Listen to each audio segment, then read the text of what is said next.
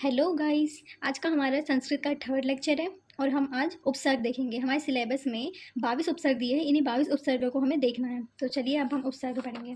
उपसर्ग का सूत्र है उपसर्गाः क्रिया योगे। इसका मतलब ये है कि जिस समय उपसर्ग जो ये प्र, परा, अप, सम, अनु, अव, निश, नीर, दुश, दुर, वी, आड़, नी, अपि, अधि, अति, सु, अथ, अभि, प्रति, परि और उप, ये जो 22 उपसर्ग हैं ये जिस समय क्रिया के साथ जुड़ जाते हैं तो उन्हें ही उपसर्ग बोलते हैं। और उपसर्ग जो है ये क्रिया के पहले जुड़ते हैं, बाद में जो जुड़ते हैं वो प्रत्यय कहलाते हैं, लेकिन क्रिया के पूर्व में जो पहले जुड़ते हैं वो होते हैं उपसर्ग। तो 22 उपसर्ग है, इन सब सारे 22 उपसर्गों को हमें उनका मतलब क्या है वो देखना है, उनसे कैसे शब्द बनते हैं वो देखना है, और सेंटेंस मेकिंग भी हम देखेंगे। लेकिन एग्जाम में सेंटेंस मेकिंग पूछता नहीं है, बट एज ए जनरल हम देख लेंगे कि अब हम पढ़ेंगे प्र उपसर्ग। प्र उपसर्ग का अर्थ होता है अधिक, आगे या यश।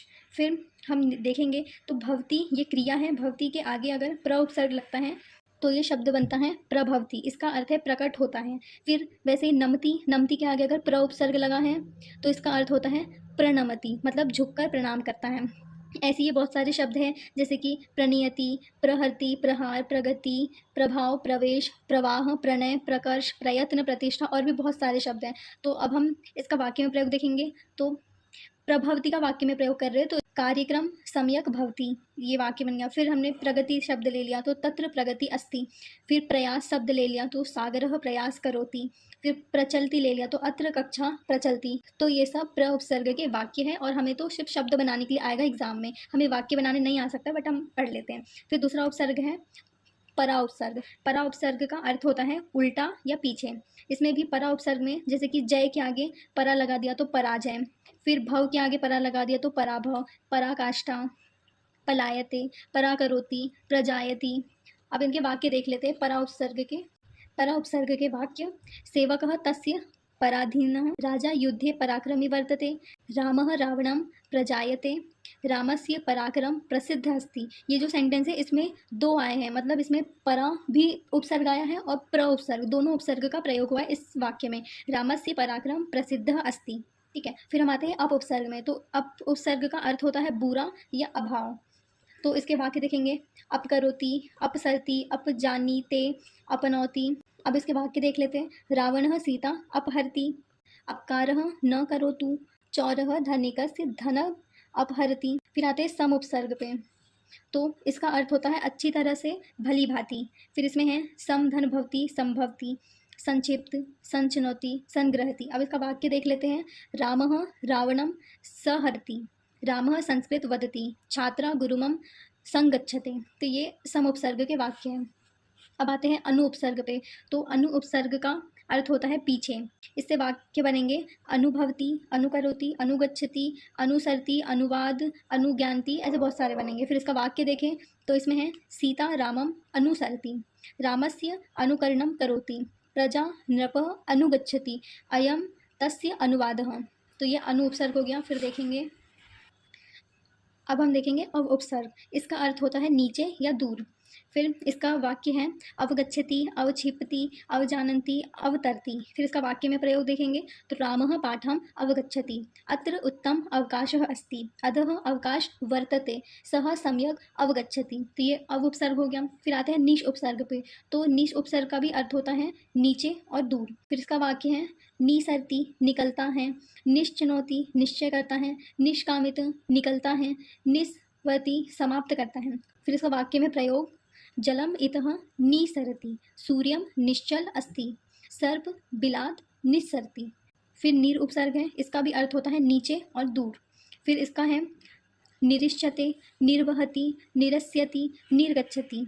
तो इसका वाक्य में प्रयोग देखेंगे। जलम इतः निर्गच्छति, रावणः निर्दय अस्ति, बालकाः विद्यालयात् निर्गच्छन्ति, सः निर्बलः अस्ति। अब हम देखेंगे दुष् उपसर्ग। दुष् उपसर्ग का अर्थ होता है दुष्ट या बुरा। अब इसके वाक्य हैं दुश्चरति, दुष्करोति, दुस्तरति। इसका वाक्य में प्रयोग देखेंगे तो रामः दुष्कर्म न करोति, रावणः दुश्शीलः अस्ति, स्वभावः दुस्त्याजः भवति। तो ये दुष् उपसर्ग हो गया। अब देखेंगे हम दूर उपसर्ग। दूर उपसर्ग का अर्थ होता है बुरा, कठिन या हीन। इसका वाक्य है दुर्बोधति, दुर्गच्छति, दुर्नयति। फिर इस वाक्य में प्रयोग देखेंगे। रावणस्य दुर्गति अस्ति, रावणः दुरात्मा आसीत्, दुर्जनः कपट करोति, शरीरेण सह दुर्बलः। अब हम देखेंगे वी उपसर्ग।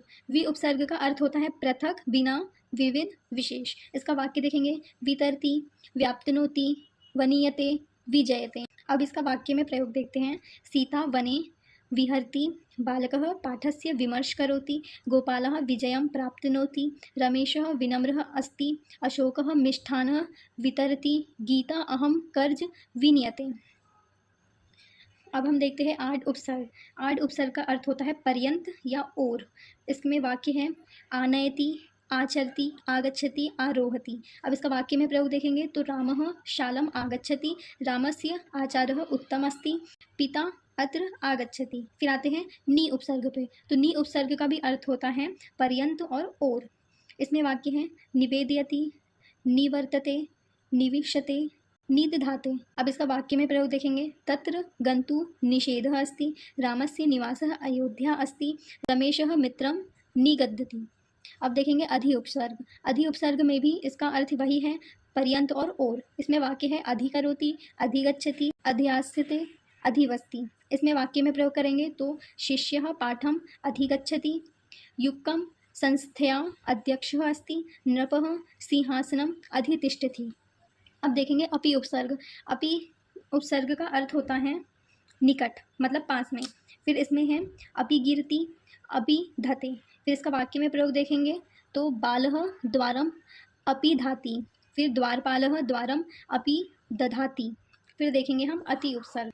अब देखेंगे हम अति उपसर्ग। अति उपसर्ग का अर्थ होता है बहुत।